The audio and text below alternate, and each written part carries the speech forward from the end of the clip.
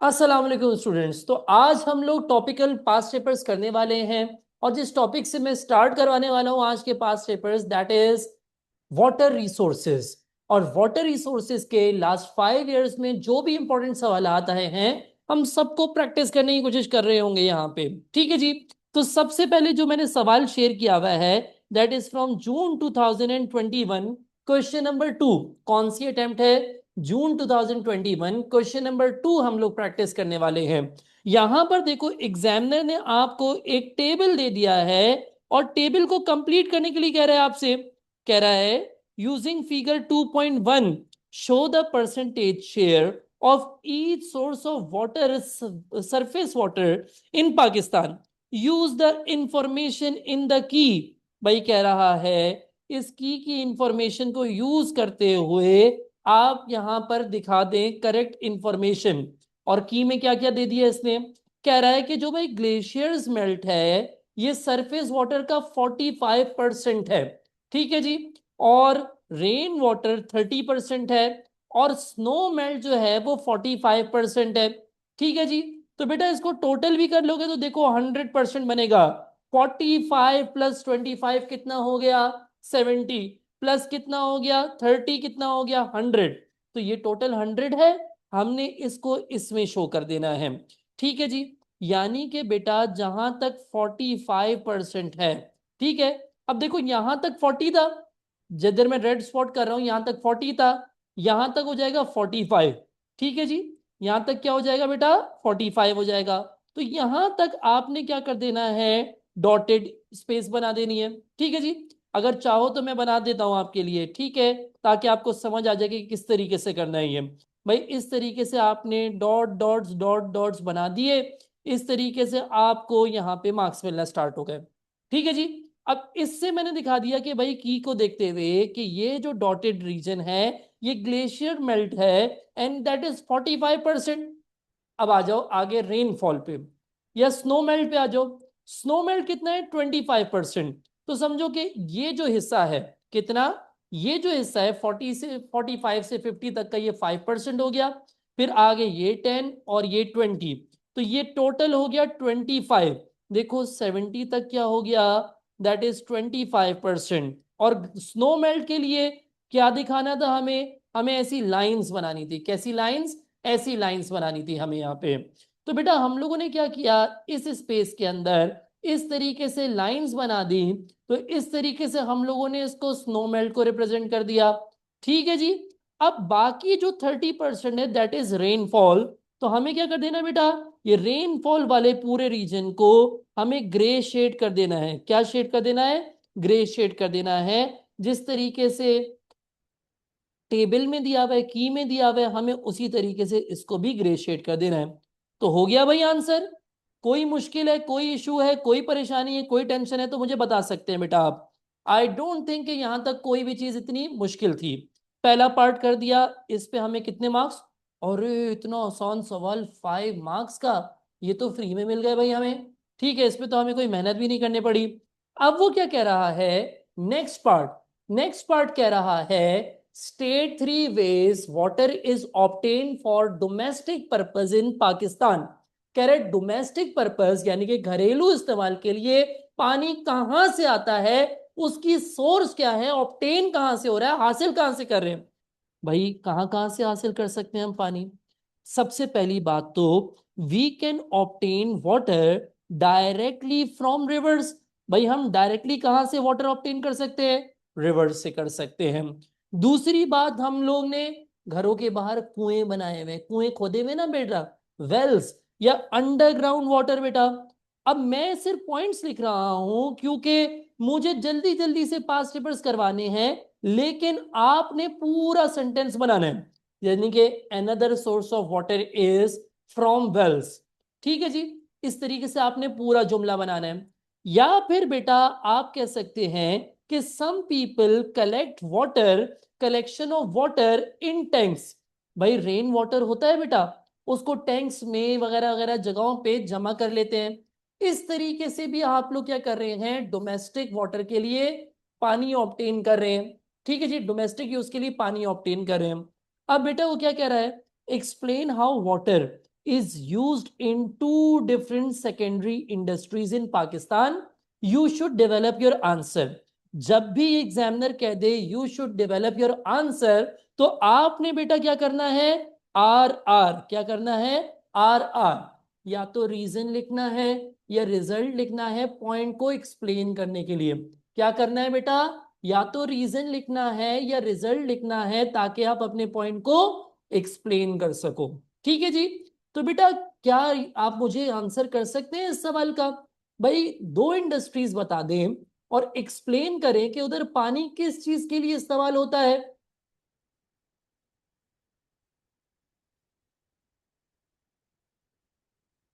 दो यूजेस बता दें बेटा कि पानी किस लिए इंडस्ट्रीज में, सेकेंडरी इंडस्ट्रीज जहां पे कुछ मैन्युफैक्चरिंग हो रही होती है, आप मुझे बताएं कि किस लिए पानी यूज होता है। भाई एक इंडस्ट्री जो बच्चे मुझे बता रहे हैं कि सर स्टील मिल में पानी इस्तेमाल होता है। किस लिए होता है भाई, स्टील मिल के अंदर जब स्टील बनता है तो कूलिंग पर्पस के लिए पानी इस्तेमाल होता है। किस लिए, कूलिंग पर्पस के लिए पानी इस्तेमाल होता है। एक ये रीजन हो गया भाई इसका, ठीक है जी। दूसरा, अब इसके अलावा बता दो सर हमारे पास केमिकल इंडस्ट्रीज के अंदर पानी इस्तेमाल होता है, या फिर आप कह सकते हैं सर फूड इंडस्ट्रीज के अंदर पानी इस्तेमाल होता है। सर फूड इंडस्ट्रीज में किसके लिए भाई, आपको पता है बेटा जूसेस बना रहे हैं, ठीक है, आपको पता है बेटा डिफरेंट सीरप्स बनाए जा रहे हैं, तो रॉ मटेरियल के तौर पे पानी इस्तेमाल हो रहा है। ठीक है जी, ये दूसरा यूज हो गया। अब इसके बाद हम अपने नेक्स्ट पार्ट के ऊपर आ जाते हैं भाई। नेक्स्ट पार्ट में क्या पढ़ रहे हैं भाई हम लोग, कह रहा है डिफाइन इरिगेशन। क्या कह रहा है, डिफाइन इरिगेशन। इरिगेशन क्या होती है भाई, भाई याद रखिएगा, पानी, क्रॉप्स को या प्लांट्स को पानी डालने का जो आर्टिफिशियल तरीका है दैट इज कॉल्ड इरिगेशन। तो इरिगेशन के लिए जो की टर्म है वो क्या है, that is the artificial way to water crops. भाई पानी डालना क्रॉप्स को, उसका आर्टिफिशियल तरीका जो है दैट इज कॉल्ड इरिगेशन। अब वो क्या कह रहे हैं नेक्स्ट पार्ट में, name and describe one conventional irrigation system used in Pakistan. याद रखिए कन्वेंशनल का क्या मतलब होता है, कन्वेंशनल का मतलब होता है ओल्ड, यानी कि वो आपसे ट्रेडिशनल मेथड्स ऑफ इरिगेशन के बारे में पूछ रहा है। You will not mention the modern methods of irrigation, you can not mention tube well और पेरेनियल कैनाल और स्प्रिंकलर और टैंकर, क्योंकि वो आपसे क्या पूछ रहा है, कन्वेंशनल पूछ रहा है। अब पास्ट पेपर्स में इसके लिए चार डिफरेंट वर्ड्स इस्तेमाल कर सकता है। कितने वर्ड्स इस्तेमाल कर सकता है, चार डिफरेंट वर्ड्स इस्तेमाल कर सकता है। और वो चार वर्ड्स क्या है, कन्वेंशनल है, ओल्ड है, ट्रेडिशनल है, या फिर प्रिमिटिव है बेटा। ये चार डिफरेंट वर्ड्स में सवाल आ सकता है। क्लियर हो गई बात, कोई मसला, कोई इशू, कोई टेंशन। तो अब भाई यहां पे हम कौन सा मेथड डिस्क्राइब करें, ठीक है बेटा, हम लोग यहाँ पे कारेज का जिक्र कर सकते हैं जो कि कॉमन है बलूचिस्तान के अंदर। बेटा कारेज के अंदर क्या होता है, एक अंडरग्राउंड टनल बनाया जाता है। क्या बनाया जाता है, एक अंडरग्राउंड वाटर टनल बनाया जाता है, और उससे पानी को, वो जो जगह पानी अवेलेबल है उससे पहुंचाया जाता है फार्म लैंड तक जहां पे पानी का इस्तेमाल होता है। ठीक है जी। और बेटा बीच में मेंटेनेंस के लिए वर्टिकल शाफ्ट्स बनाए हुए होते हैं फॉर क्लीनिंग पर्पस। अगर किसी बच्चे को समझना है कि भाई किस तरीके से लगता है कारेज का सिस्टम, तो मैं दिखा भी देता हूं बेटा, मेरे नोट्स के अंदर तस्वीर होगी इसकी। ठीक है, एक सेकंड रुक जाओ भाई, मैं ज्योग्राफी के नोट्स निकाल लूं, वहां से आप लोगों को सारी चीजें साथ साथ दिखाता चलूंगा। ठीक है, मुझे एक सेकंड देना बेटा बस, जिस तरीके से मैं निकाल लेता हूं फिर आप लोगों को दिखाता चलूंगा।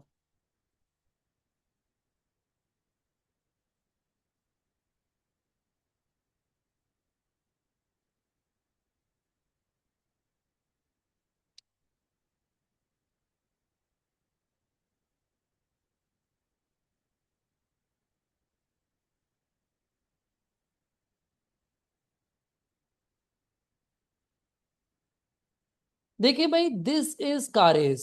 क्या है? This is कारेज। कारेज क्या है? पानी की जरूरत यहां पर थी, रेनफॉल यहां पर हो रही थी। तो इधर जब foot hills of the mountains पे पानी जमा हो गया था, तो यहां पे एक अंडरग्राउंड टनल बनाई गई, और बीच में क्लीनिंग पर्पस के लिए कि कहीं बंद बंद ना हो जाए, ये वर्टिकल शाफ्ट्स बनाई गई। ठीक है जी।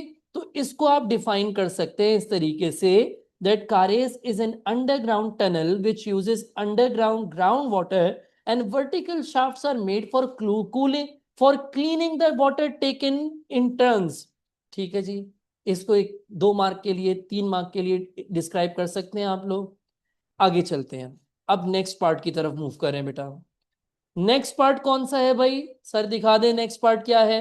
जरा चलते हैं जल्दी से, इसका नेक्स्ट पार्ट देखते हैं बेटा। नेक्स्ट पार्ट में वो पूछ रहा है, outline two advantages and two disadvantages of using irrigation on small scale subsistence farm।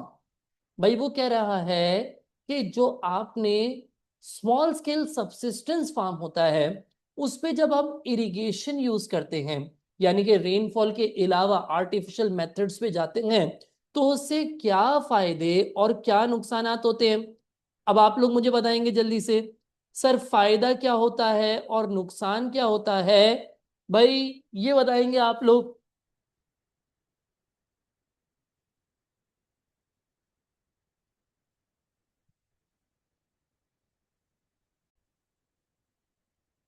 देखिए बेटा, आप लोग इस सवाल को समझने में एक गलती छोटी सी ये कर रहे हैं कि आप लोग इन दोनों पार्ट्स को रिलेट कर रहे हैं। ठीक है। देखो, एग्जामिनर ने आपसे ये नहीं कहा कि outline two advantages and two disadvantages of using irrigation, जो आपने प्रीवियस पार्ट में मेंशन किया। तो बेटा आप लोग क्या कर रहे हैं, आप लोग इसको कारेज से रिलेट करने की कोशिश कर रहे हैं, क्योंकि हमने ऊपर कारेज का मेंशन किया, या आप लोग इसको कन्वेंशनल इरिगेशन सिस्टम से रिलेट करने की कोशिश कर रहे हैं, क्योंकि ऊपर वाला पार्ट ये है। लेकिन एग्जामिनर ने इन दोनों पार्ट्स को रिलेट करने के लिए कहा ही नहीं है। तो बेटा आप लोग ये कहें ही नहीं कि ये इजी है या डिफिकल्ट है, इससे रिलेट नहीं करना। ये जनरल सवाल है। जनरल सवाल क्या है कि ऊपर वाले पार्ट को भूल जाओ, यहां पर एक अलग पार्ट लगा हुआ है जिसमें वो कह रहा है outline two advantages and two disadvantage of using irrigation. भाई इरिगेशन, जनरल इरिगेशन के वो पूछ रहा है एडवांटेज डिसएडवांटेज। आप लोग इसको कार्य से रिलेट करने की कोशिश मत करो, या जो ऊपर मेंशन, जो आपने मेंशन किया उससे रिलेट करने की जरूरत नहीं है यहाँ पे। अब भाई इरिगेशन प्रोवाइड करेंगे तो क्या होगा? भाई हमें पता है कि अगर हम इरिगेशन प्रोवाइड करेंगे, तो भाई there will be more reliable supply of water then depending on rainfall. भाई more reliable supply of water होगा ना भाई। अगर इरिगेशन नहीं होती तो हम रेनफॉल पे डिपेंडेंट होते, और रेनफॉल सीजनल है, रेनफॉल वेरिएबल है, रेनफॉल अनप्रिडिक्टेबल है।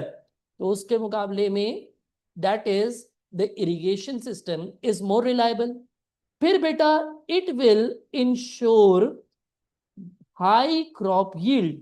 भाई ये क्रॉप यील्ड जो है वो ज्यादा हो, ये इंश्योर करता है।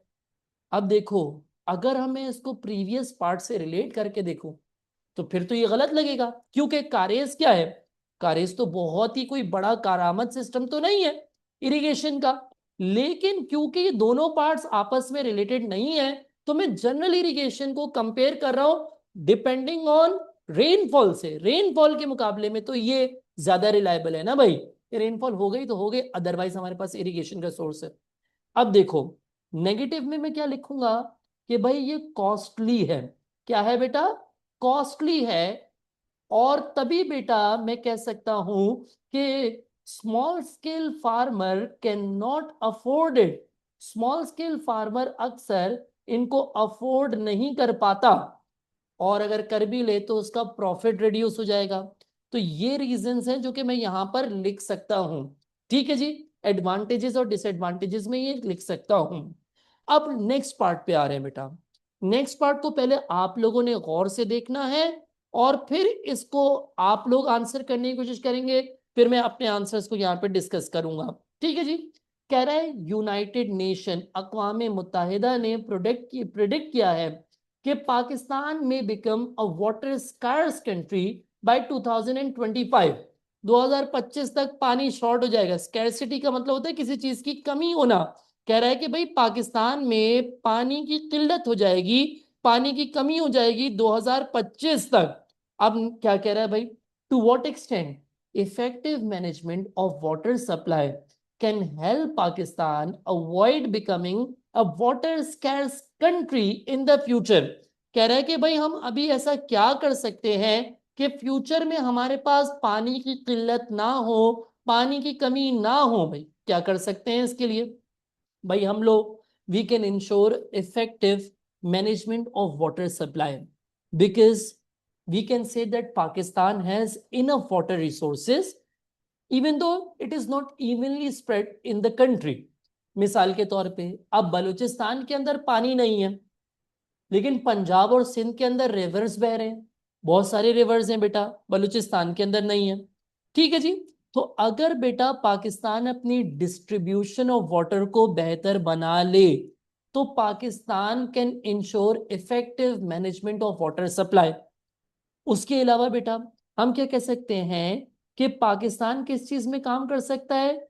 Distribution distribution of water supply को इंप्रूव कर सकता है।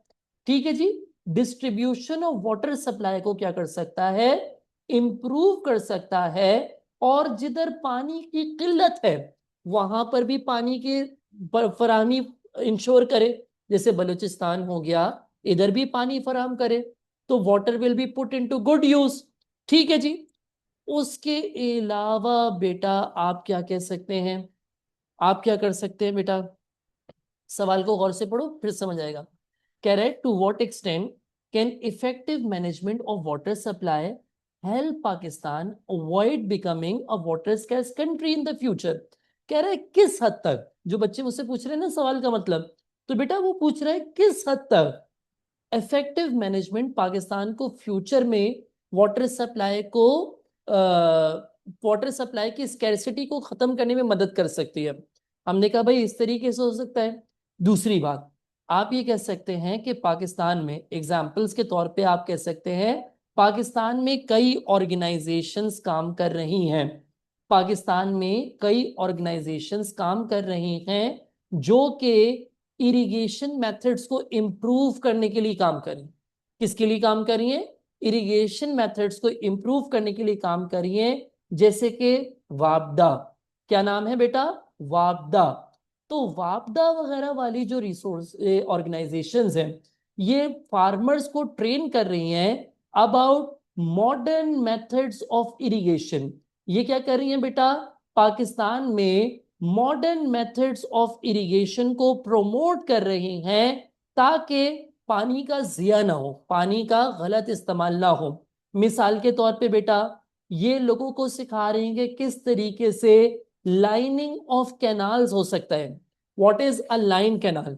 जिसकी बेस सीमेंट की हो वो लाइनिंग होती है कैनाल की, और जिसकी बेस कच्ची हो, मिट्टी वाली बेस हो, वो अनलाइन कैनाल कहलाता है। तो बेटा ये जो वापदा जैसी ऑर्गेनाइजेशंस हैं ये फार्मर्स को सिखा रही हैं different methods of saving water, जैसे कि लाइनिंग ऑफ कैनाल, ताकि पानी जमीन के अंदर सीप थ्रू होके जाया ना हो। ठीक है जी। इस तरीके से हो सकता है पानी का बेहतर इस्तेमाल। उसके अलावा बेटा, उसके अलावा आप मुझे बताएं। हाँ जी, आप मुझे बताएं भाई।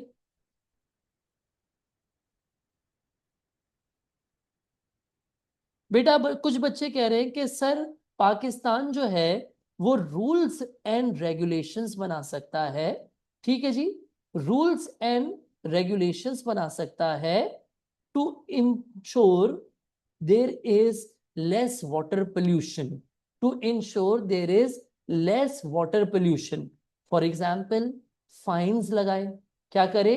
फाइन्स लगाए, पोल्यूशन परमिट्स दे उन ऑर्गेनाइजेशंस को जो कि पानी में वेस्ट डालती हैं, उनके ऊपर पाबंदियां आयद करे, नजर रखे। इससे पाकिस्तान वाटर पोल्यूशन को कम कर सकता है and can ensure that there is a lot of drinkable water in the future. लेकिन सर कुछ मसले मसाइल फिर भी रहेंगे। मिसाल के तौर पे सर, पाकिस्तान की पॉपुलेशन राइज हो रही है, ठीक है जी, पाकिस्तान की पॉपुलेशन में रैपिड ग्रोथ आ रही है। क्या आ रही है? रैपिड ग्रोथ आ रही है बेटा। इसकी वजह से there is water shortage problem, ठीक है जी। तो बेटा क्या हो रहा है, क्योंकि आबादी बढ़े जा रही है तो डिमांड फॉर वाटर रिसोर्सेज जो है वो बढ़ती जा रही है, जिसकी वजह से वाटर शॉर्टेज प्रॉब्लम हो रही है, ठीक है जी। फिर बेटा पाकिस्तान के जो कॉन्फ्लिक्ट्स हैं विद इंडिया, वो भी एक बहुत बड़ा मसला है पाकिस्तान के लिए।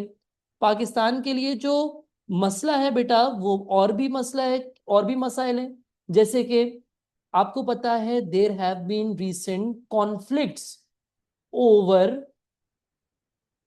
Indus water treaty. बेटा पाकिस्तान ने इंडस वाटर ट्रीटी साइन की थी इंडिया के साथ, जिसमें पाकिस्तान और इंडिया ने एग्रीमेंट किया था कि India will not affect water supply over Pakistan. लेकिन बेटा due to recent recent political conflicts, India is threatening to control, या इंडिया इज थ्रेटनिंग टू क्या कहते हैं, India is threatening to control the water supply of Pakistan. वो कह रहा है कि क्योंकि पाकिस्तान ने हम पे वो किया है, अटैक किया है, और इस तरीके से पलगम वाले अटैक के बाद वो कह रहा है कि पाकिस्तान इसका जिम्मेदार है। तो ये पॉलिटिकल कॉन्फ्लिक्ट्स की वजह से वो क्या कह रहा है कि हम इंडस वाटर ट्रीटी को कैंसिल कर रहे हैं, और इस तरीके से मसाइल सुनने में आते रहते हैं, ठीक है जी। तो बेटा these could be some of the problems. अब बात करते हैं कंक्लूजन की। देखो बेटा कंक्लूजन या तो नेगेटिव लिखेंगे या पॉजिटिव। देखो पॉजिटिव कंक्लूजन लिखने का तरीका क्या है कि आप बोलेंगे कि it is possible for Pakistan to a great extent.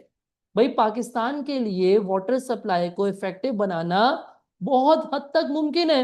ये पॉजिटिव कंक्लूजन हो गया। और अगर कोई बच्चा नेगेटिव कंक्लूजन लिखना चाहता है, वो कहे कि नहीं भाई पाकिस्तान में वाटर शॉर्टेज प्रॉब्लम सॉल्व करना बहुत मुश्किल काम है, तो वो कहेगा it is possible to develop effective management of water to a limited extent. वो कंक्लूजन में लिमिटेड एक्सटेंट का लफ्ज इस्तेमाल करेगा। Then you have to give a reason. बेटा अगर आप पॉजिटिव लिख रहे हैं या फिर आप नेगेटिव लिख रहे हैं, you have to give a reason why you agree to a great extent that Pakistan can do it. For example, I can say that Pakistan has one of the largest river network in the world. दुनिया के अंदर एक बड़ा तरीन पाकिस्तान का one of the largest Indus river and its tributaries. So I think that Pakistan can develop effective water management to a great extent. या फिर मैं ये कह सकता हूं कि पाकिस्तान के पास दुनिया के बड़े तरीन डैम्स हैं, तभी Pakistan can easily develop what effective water management, ठीक है ना। तो Pakistan can develop water management to a great extent. I hope that's clear. ये पॉइंट समझ आ गए बेटा आप लोगों को, ठीक है जी। नेक्स्ट सवाल की तरफ मूव करें बेटा। That is from June 2022, question number 4 part D. बेटा जून 2022 क्वेश्चन नंबर 4 पार्ट डी। ये भी सिमिलर सवाल ही लग रहा है भाई हमें, ठीक है जी। क्या कह रहा है भाई इस सवाल के अंदर, जरा देखते हैं बेटा। कह रहा है, क्या कह रहा है भाई, Pakistan, water is a valuable resource for development, yet Pakistan face acute water shortage problem. बहुत serious water shortage problem है। 2600 मिलीमीटर्स, सॉरी लीटर्स से लेके 5300 लीटर्स पानी के per day are needed to grow enough food for one person, compare to 50 litres of water being needed per person for domestic use. कह रहा है domestic use के लिए भी बहुत पानी चाहिए, क्रॉप कल्टीवेशन के लिए भी बहुत पानी चाहिए, ठीक है जी। क्या कह रहा है सवाल, सवाल कह रहा है evaluate the extent to which what use of water in agriculture can be made more sustainable। अब सस्टेनेबल की डेफिनेशन क्या है, कौन मुझे बताएगा भाई सस्टेनेबल की डेफिनेशन क्या है। बेटा सस्टेनेबल के दो एस्पेक्ट्स हैं आपके ज्योग्राफी के टर्म्स में। सस्टेनेबल डेवलपमेंट के दो एस्पेक्ट्स हैं। पहला एस्पेक्ट ये है कि रिसोर्सेज को ऐसे इस्तेमाल किया जाए कि बेटा आपकी प्रेजेंट की वांट्स भी पूरी हो जाए, ठीक है जी, और फ्यूचर की नीड्स भी पूरी हो सके। क्या हो सके? फ्यूचर की नीड्स भी पूरी हो सके। To use resources in a way which fulfils the existing wants without compromising on the future needs. आज ख्वाहिशात को इस हद तक पूरा करो कि कल जरूरियात पूरी हो सके। ये ना हो कि आज की ख्वाहिशात के चक्कर में कल जरूरियात भी पूरी करने से जाओ। एक तो ये मतलब है। दूसरा बेटा, सस्टेनेबल डेवलपमेंट का एक और एस्पेक्ट ये है कि ख्वाहिशात को ऐसे पूरा करो which does not harm the environment. क्या कह रहा हूं? Which does not harm environment. Environment को हार्म ना करना भी सस्टेनेबल डेवलपमेंट में आता है। यानी कि अगर कोई चीज इन्वायरमेंटल हार्म कर रही है तो वो अनसस्टेनेबल है। मिसाल के तौर पे बेटा एग्रीकल्चर की बात कर रहे हैं, ठीक है जी। वैसे तो मैं हमेशा पॉजिटिव पॉइंट्स पहले लिखता हूं, लेकिन इस बार मैं नेगेटिव पॉइंट्स लिख रहा हूं, बस मेरा दिल चाह रहा है, ठीक है ना। तो बेटा मैं पहले लिमिटेड एक्सटेंट वाले पॉइंट्स लिख रहा हूं। क्या लिख रहा हूं मैं? लिमिटेड एक्सटेंट वाले पॉइंट्स लिख रहा हूं, यानी कि मैं नेगेटिव पॉइंट्स पहले लिख रहा हूं, ठीक है जी। मिसाल के तौर पे भाई मैंने कहा कि पाकिस्तान में एग्रीकल्चर करने के लिए खास तौर पे जो कैश क्रॉप फार्मिंग है उसमें फर्टिलाइजर्स का इस्तेमाल हो रहा है, ठीक है जी। किसका इस्तेमाल हो रहा है? फर्टिलाइजर्स का इस्तेमाल हो रहा है। उसके अलावा किस चीज का इस्तेमाल हो रहा है? भाई इंसेक्टिसाइड्स, पेस्टिसाइड्स का इस्तेमाल हो रहा है। एंड इवेंचुअली भाई जब हम इनमें पानी डालते हैं तो these things are drained into rivers. ये क्या होते हैं? इनको बहा दिया जाता है रिवर्स के अंदर। और उसकी वजह से क्या होता है बेटा? Water pollution. इन्वायरमेंटल हार्म है कि नहीं है वाटर पोल्यूशन? तो that leads to unsustainable use of water, ठीक है जी। ये क्या हो गया बेटा? अनसस्टेनेबल यूज ऑफ वाटर हो गया। उसके अलावा बेटा अब फ्यूचर एस्पेक्ट से बात कर लेते हैं भाई। हमने कहा कि भाई टू व्हाट, सवाल था to what extent the use of water in agriculture can be made more sustainable, ठीक है जी। तो भाई हम लोगों ने कहा कि पाकिस्तान के अंदर अनलाइन कैनाल्स का इस्तेमाल बहुत हो रहा है। किसका इस्तेमाल हो रहा है? अनलाइन कैनाल्स का, यानी कि कच्ची बेस वाले कैनाल्स का इस्तेमाल हो रहा है। इसकी वजह से वाटर वेस्टेज बहुत ज्यादा होता है, बिकॉज वाटर सीपेज हो रहा होता है इनटू ग्राउंड। बेटा जमीन के अंदर चला जाता है ये पानी, जिसकी वजह से फिर पानी का इस्तेमाल खराब हो रहा है, तो पानी जाया हो रहा है। उसके अलावा बेटा आप ये कह सकते हैं कि बहुत सारे फार्मर्स क्या हैं? इलिटरेट हैं। क्या हैं बेटा? इलिटरेट फार्मर्स हैं, ठीक है। अब जब फार्मर्स इलिटरेट हैं तो यूजुअली वो क्या कर देते हैं बेटा? Over irrigation. क्या कर देते हैं? दे ओवर इरिगेट द लैंड, जिसकी वजह से पानी भी जाया होता है और जमीन भी खराब होती है। तो ये सब प्रॉब्लम्स एग्जिस्ट करते हैं, जिसकी वजह से सस्टेनेबल एग्रीकल्चर डेवलप करना मुश्किल है, ठीक है। लेकिन हमें कुछ पॉजिटिव पॉइंट्स भी लिखने हैं। हमने कहा इसके अगेंस्ट कुछ ऑर्गेनाइजेशंस काम कर रही हैं। जैसे कि एक ऑर्गेनाइजेशन है salinity control and reclamation project. क्या नाम है? Skirt, salinity control and reclamation project. दूसरी ऑर्गेनाइजेशन का नाम वापदा। क्या कह रहा हूं? वापदा। ये ऑर्गेनाइजेशंस फार्मर्स को क्या प्रोवाइड कर रही हैं बेटा?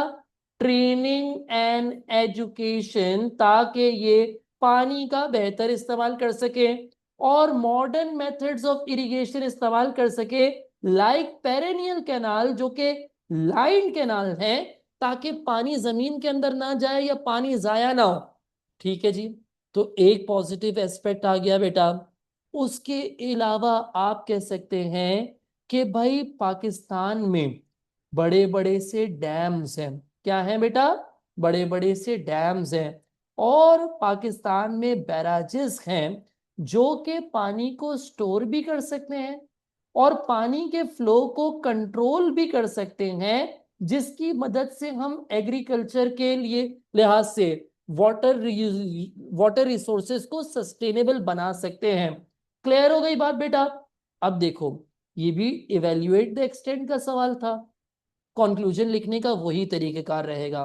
कि आप पॉजिटिव लिखोगे तो ग्रेट एक्सटेंट वाले पॉइंट साइड होगी, और अगर नेगेटिव कंक्लूजन लिख रहे हो तो लिमिटेड एक्सटेंट वाली साइड होगी। लेकिन कंक्लूजन कहाँ पे करना है? आखिर में, एंड में करना है कंक्लूजन बेटा। ऐसा नहीं कि बस वो शुरू में ही कंक्लूजन से स्टार्ट कर दिया। ठीक है जी, कोई मसला, कोई इशू, कोई टेंशन यहां तक नहीं है। ठीक है, कोई इशू नहीं है। अब बेटा मैं नेक्स्ट सवाल पे आ रहा हूं।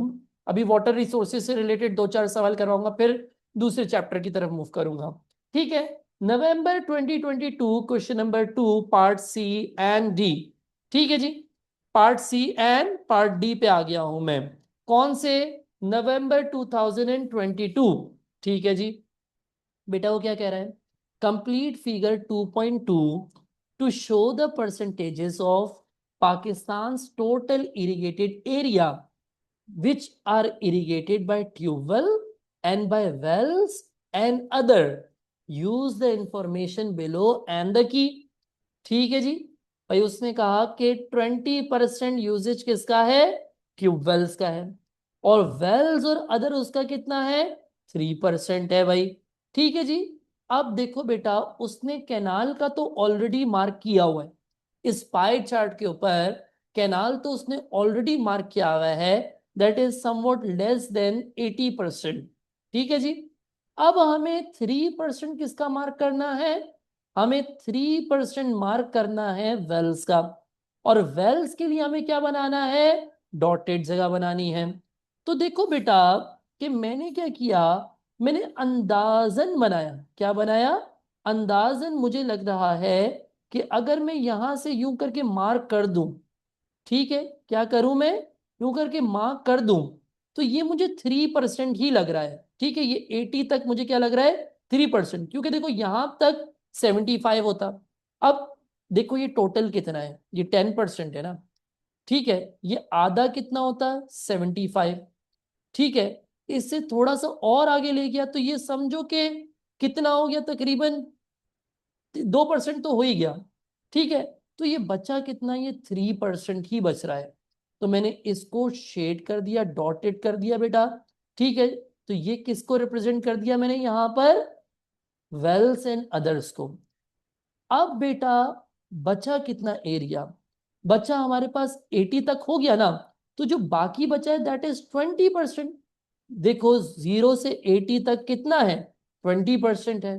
तो ये किसको रिप्रेजेंट कर रहा है? ये ट्यूबवेल को रिप्रेजेंट कर रहा है। और ट्यूबवेल के लिए मुझे क्या करना है? मुझे ऐसे लाइंस बना देनी है। ठीक है जी, मुझे क्या कर देनी है? लाइंस बना देनी है। तो मैं यहाँ पे क्या कर रहा हूं? लाइंस बना रहा हूं बेटा। ठीक है जी, कोई मसला, कोई इशू, कोई टेंशन है तो मुझे बता दो बेटा। हाँ जी, कोई टेंशन है तो मुझे बता दो बेटा। मैं भी आप लोगों के सवाल ले रहा हूं, ठीक है ना। देखिए बेटा, ये वो मार्किंग एनालिसिस है कि जब आप कैम्ब्रिज की ट्रेनिंग करते हैं ना, टीचर्स ट्रेनिंग होती है कि भाई पेपर कैसे चेक करना है, तो वो आपको पूरा स्किल सेट सिखाते हैं। तो स्किल सेट 9 था एनालिसिस वाला। इसमें एग्जामिनर ने हमें सिखाया था कि किस तरीके से मार्किंग करनी होती है डी पार्ट की। तो बच्चे मुझसे पूछ रहे थे कि कितने कितने पॉइंट्स लिखने होते हैं बेटा। तो ये देख लो, एग्जामिनर ने 6 मार्क के लिए क्या कहा? To develop points on both side of the views. ठीक है जी, यानी कि पॉजिटिव भी दो, नेगेटिव भी दो। ठीक है, और बेटा अगर दो स्टेटमेंट्स वाला है तो स्टेटमेंट ए पे भी दो, स्टेटमेंट बी पे भी दो, एक relevant example and evaluative point, यानी कि इवेल्युएशन। ये आपको कितने मार्क्स देगी बेटा? 6 मार्क्स देगी। क्या देगी? 6 मार्क देगी। ठीक है ना। तो हम लोग अभी बहुत डिटेल में एक एक लेवल को मैं नहीं समझा रहा, क्योंकि मैं पूरा साल समझाता ही रहा हूं आप लोगों को। तो अभी मैं बिल्कुल शॉर्ट में आप लोगों को बता रहा हूं कि भाई ये पूरा टेबल दिया भाई, मैं आप लोगों को भेज भी दूंगा बेटा। एग्जामिनर ने कहा जिधर अगर बच्चे ने डेवलप कर दिया तो हम वो उधर ठप्पा लगा देते थे डीईवी का। ये हम लोगों ने चेकिंग के टाइम पे किया, ठीक है ना, जब हम सीख रहे थे। तो डीईवी का ठप्पा लगा देते थे। ठीक है, कह रहा है 1 फॉर ईच व्यू। ठीक है ना, कि एक पॉइंट एटलीस्ट दोनों व्यूज के बारे में होना चाहिए। लेकिन हम कितने करते हैं? दो दो पॉइंट्स करते हैं, दो पॉजिटिव दो नेगेटिव। एग्जाम्पल देनी है इवेल्युएशन देनी है एट द एंड, और इस तरीके से आपको 6 आउट ऑफ 6 मार्क मिल सकते हैं। तो आप बेटा बस इस चीज को देखो, आप ज्यादा डिटेल में नहीं जाओ, आप लोग कंफ्यूज ही हो गए। अभी आप लोगों ने सिर्फ शॉर्ट में देखना है, to develop points on both views, यानी कि पॉजिटिव भी नेगेटिव भी, या फिर जो स्टेटमेंट ए है और स्टेटमेंट बी है, दोनों दो दो पॉइंट्स लिखो, एक रेलिवेंट एग्जाम्पल लिखो, एक वैल्यूएटिव पॉइंट लिखो। इस तरीके से आपको इंशाल्लाह 6 आउट ऑफ 6 मार्क्स मिल जाएंगे। ठीक है जी, आगे बढ़े बेटा, नेक्स्ट सवाल की तरफ चले बेटा। चलो आओ नेक्स्ट सवाल देखते हैं। ठीक है, अब हम किसकी तरफ आ रहे हैं, अपने नेक्स्ट सवाल की तरफ आ रहे हैं।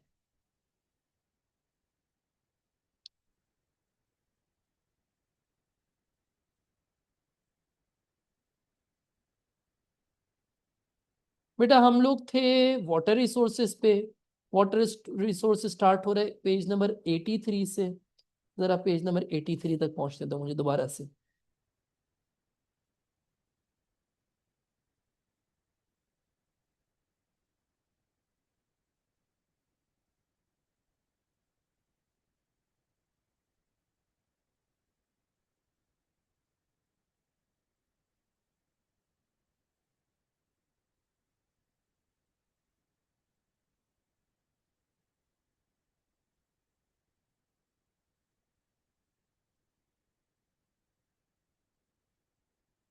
ठीक है,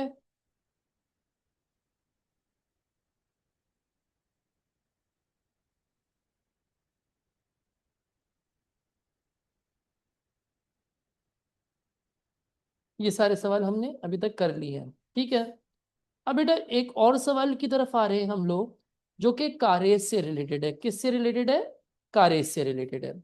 कह रहा है भाई explain two ways in which karez is operated to grow dates in a desert oasis. Oasis किसे कहते हैं बेटा, एक फर्टाइल जमीन एक डेजर्ट के दरमियान जो हो उसको ओएसिस कहते हैं। ठीक है, तो कारेज का अभी मैंने आपको पूरा मेथड दिखाया था ना आपने, उसमें से आपने उसके फीचर्स में से दो चीजें डिस्क्राइब कर देनी है। ठीक है, चाहे बेटा आप अंडरग्राउंड टनल को कर दो, चाहे आप वर्टिकल शाफ्ट को कर दो, तो आप इस तरीके से कर सकते हो।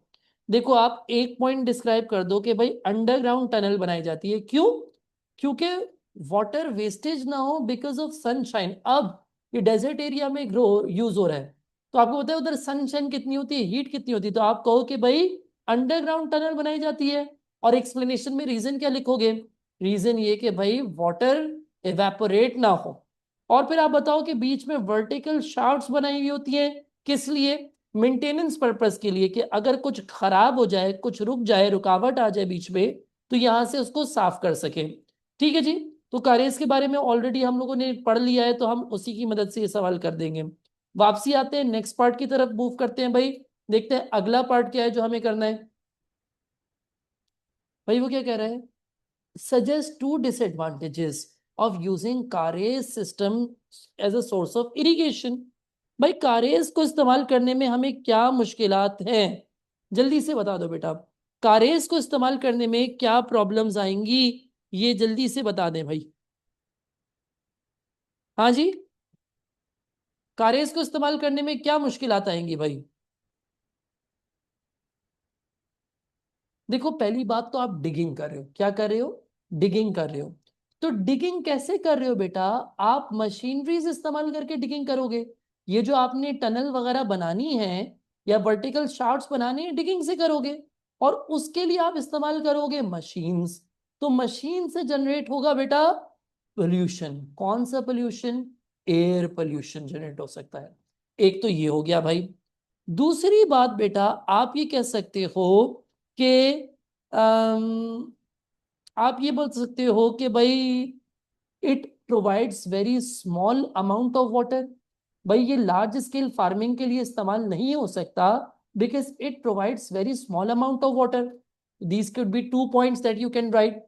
अब नेक्स्ट सवाल है similar to what we have studied but a bit different. ठीक है, सवाल क्या है, to what extent agricultural practices and water management be improved to prevent water logging and salinity. Now, what is water logging and salinity? Water logging and salinity is when there becomes too much water underground and the water starts coming on the surface. बेटा जब पानी जरूरत से ज्यादा हो जाए जमीन के अंदर, तो पानी अंडरग्राउंड से जमीन के ऊपर आना शुरू हो जाता है और अपने साथ सॉल्ट को भी ले आता है, ठीक है ना। सॉल्ट को भी ले आता है, वाटर तो इवेपोरेट हो जाता है, सॉल्ट पैच वहां पे रह जाता है। And we all know that salt is the दुश्मन of plant growth, crop growth का दुश्मन है वो। तभी area becomes unsuitable for cultivation. तो कह रहे हैं किस हद तक हम लोग एग्रीकल्चरल प्रैक्टिसेस की और वाटर मैनेजमेंट से वाटर लॉगिंग एंड सैलिनिटी के चांसेस को कम कर सकते हैं। तो बताओ कौन सी ऑर्गेनाइजेशंस हैं जो कि वाटर लॉगिंग एंड सैलिनिटी के अगेंस्ट काम कर रही हैं।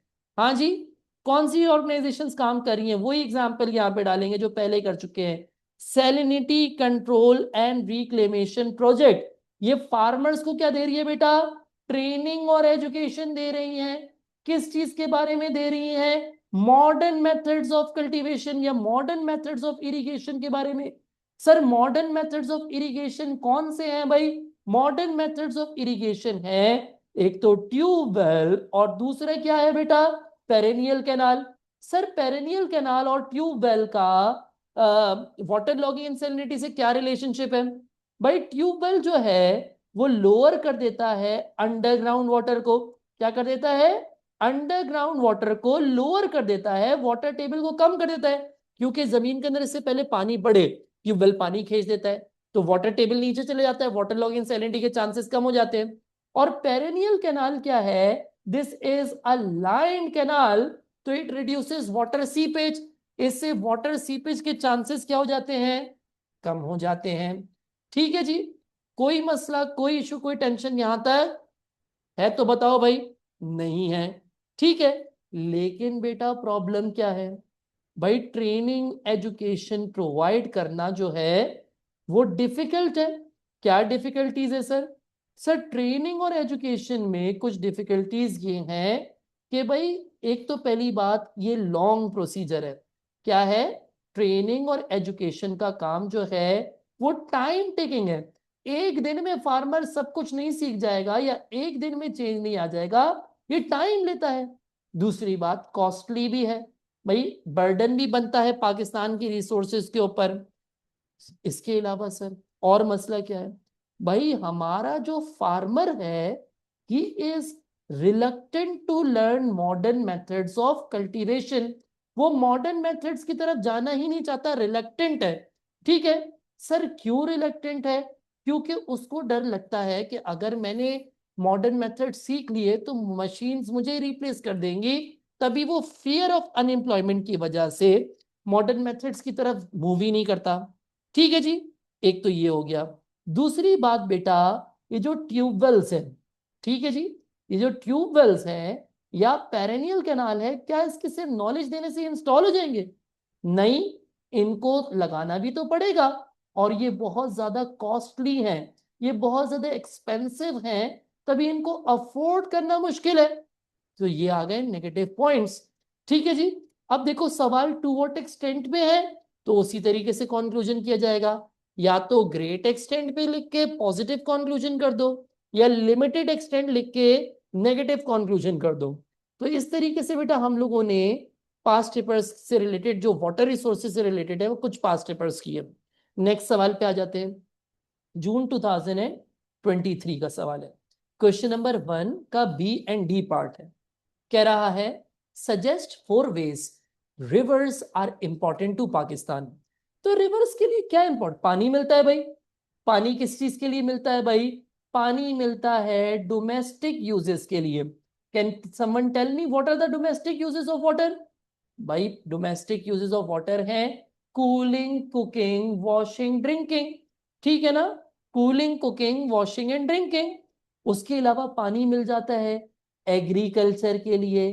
एग्रीकल्चर के लिए किस चीज के लिए यूज होता है भाई पानी, सर इरिगेशन के लिए यूज होता है, ठीक है जी, वाटर फॉर इरिगेशन आ गया, ठीक है। इसके अलावा सर आपको इंडस्ट्रियल यूज के लिए पानी मिल जाता है। इंडस्ट्रियल यूज के लिए मिसाल के तौर पे बेटा, भाई हमारे पास बहुत सारी इंडस्ट्रीज हैं जो रॉ मटेरियल के तौर पे पानी को इस्तेमाल करती हैं। उसके अलावा सर रिवर्स इंपॉर्टेंट इसलिए क्योंकि रिवर्स होंगे तो डैम्स बनेंगे, बेटा डैम्स बनेंगे तो HEP प्रोडक्शन होगी, These are the four different points on the importance of rivers in Pakistan. अब नेक्स्ट पार्ट पे आ जाते हैं भाई। भाई उसने दो चैलेंजेस दे दिए, दो प्रॉब्लम्स बता दिए। कह रहा है water pollution is the biggest threat to the continued provision of water supplies. कह रहा है ये वाटर पोल्यूशन बहुत बड़ा मसला बना हुआ है भाई। दूसरा कह रहा है नहीं नहीं, वाटर पोल्यूशन बड़ा मसला नहीं है, rather shortage of dams is the biggest threat to the continued supply of water। भाई कौन सा ज्यादा बड़ा मसला है, शॉर्टेज ऑफ डैम्स इन पाकिस्तान या वाटर पोल्यूशन? ठीक है जी भाई, तो आप मुझे बताएंगे कि भाई ये दोनों मसले क्यों एग्जिस्ट करते हैं और इनमें से बड़ा मसला कौन सा है। ठीक है जी भाई, सबसे पहले तो हम लोग बात करते हैं कि वाटर पोल्यूशन के बारे में। वाटर पोल्यूशन यानी कि ए स्टेटमेंट के बारे में पहले बात कर लेते हैं बेटा। ठीक है जी, आपके ख्याल में वाटर पोल्यूशन के कॉजेस क्या क्या है? ठीक है जी, और क्यों हो रहा है भाई? भाई वाटर पोल्यूशन का एक रीजन ये है कि जो हमारा वेस्ट है हम उसको अनट्रीटेड वेस्ट रखते हैं और उसको हम लोग डंप कर देते हैं रिवर्स में या सी में या रिवर्स में डंप कर देते हैं। अब बेटा इसकी वजह से मसला ये होता है कि आपके पास वाटर खराब हो जाता है, इट बिकम्स अनड्रिंकेबल। और जब लोग इससे पानी पीते हैं तो आपको पता है कि इसकी वजह से लोगों की हेल्थ खराब होती है। It is causing severe health issues, पेट खराब, पेट में दर्द, ये वो। ये क्यों है? क्योंकि गंदा पानी आ रहा है और लोग उसको पी रहे, दरियाओं के पानी को पी रहे। क्या करें, हेल्थ इश्यूज डेवलप हो रहे हैं। इसकी वजह से एक बड़ा मसला है। ठीक है, और ये मसला क्यों हल नहीं हो पा रहा? क्योंकि बेटा जो क्लीनिंग है, क्लीनिंग जो है पानी की, कि भाई प्लांट्स लगाएं फिल्ट्रेशन के। भाई क्लीनिंग जो है वो पानी की, थोड़ा सा साफ लिख देता हूँ, एक सेकंड रुक जाओ, तुम लोग को समझ नहीं आ रहा होगा।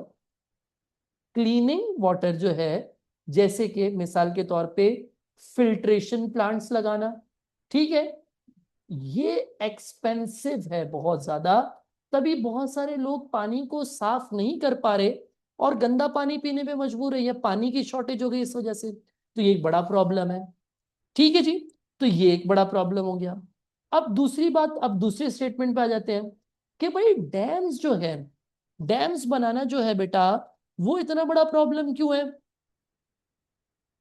ठीक है, देखो अगर मिसाल के तौर पे आपने स्टेटमेंट ए से अग्री किया कि भाई वाटर पोल्यूशन बड़ा प्रॉब्लम है, तो आपने इसके अगेंस्ट लिखे पॉइंट्स, यानी कि आपने इसके नेगेटिव्स बताए। अब आपने अगर इसके नेगेटिव्स बताए हैं तो आप दूसरे स्टेटमेंट पे कोशिश क्या करोगे? आप पॉजिटिव बताओ, आप बोलो कि नहीं यार, shortage of dam is not the biggest problem. क्यों भाई? आप कहोगे कि आई थिंक कि भाई पाकिस्तान के पास ऑलरेडी ऑलरेडी पाकिस्तान के पास one of the largest dams है। पाकिस्तान के पास ऑलरेडी, पाकिस्तान के पास one of the largest dams already constructed है। ठीक है, और कुछ अभी डेवलपमेंट के प्रोसेस में। तभी आई डोंट थिंक कि भाई ये एक सबसे बड़ा प्रॉब्लम है। उसके अलावा आप कहो कि भाई अगर डैम्स बना भी लेंगे तो सिल्टेशन जैसे प्रॉब्लम्स को सॉल्व फिर भी करना पड़ेगा। तभी water pollution is greater threat. अगर वाटर पोल्यूशन एग्जिस्ट करेगा तो डैम्स की कैपेसिटी रिड्यूस होती रहेगी। जैसे सिल्टेशन, आपको पता है वो डैम्स के अंदर आ जाता है और वो रिड्यूस कर देता है वाटर स्टोरेज कैपेसिटी। वो पाकिस्तान की जो स्टोरेज कैपेसिटी है डैम्स की, वो कम कर देता है। तभी जब तक स्टोरेज प्रॉब्लम खत्म नहीं, सॉरी, जब तक पोल्यूशन का प्रॉब्लम खत्म नहीं होगा, डैम्स बनाने का भी फायदा नहीं है। तभी किसकी तरफ जा रहा है स्टेटमेंट? भाई स्टेटमेंट इस तरफ जा रहा है कि हमें वाटर पोल्यूशन को कम करना चाहिए। तो आप कहोगे ऑल दो शॉर्टेज ऑफ डैम भी एक प्रॉब्लम है, लेकिन I agree with statement A more. देखो ये मोर का लफ्ज लाजमी लिखना है क्योंकि एक सवाल का पार्ट है। सवाल में पूछा है which view do you agree with more, तो आप कहोगे तो I agree with statement A more, कि वाटर पोल्यूशन ज्यादा बड़ा मसला है क्योंकि डैम्स बन भी गए लेकिन सिल्टेशन जैसे प्रॉब्लम्स रहे तो डैम्स की कैपेसिटी भी कम होगी और अनड्रिंकेबल वाटर, पोल्यूटेड वाटर भी रहेगा, लोगों की हेल्थ पे इश्यूज फिर भी रहेंगे। ठीक है जी। तो ये हमने कुछ सवालात वाटर रिसोर्सेज से रिलेटेड आज की क्लास में सॉल्व कर लिए। ठीक है जी।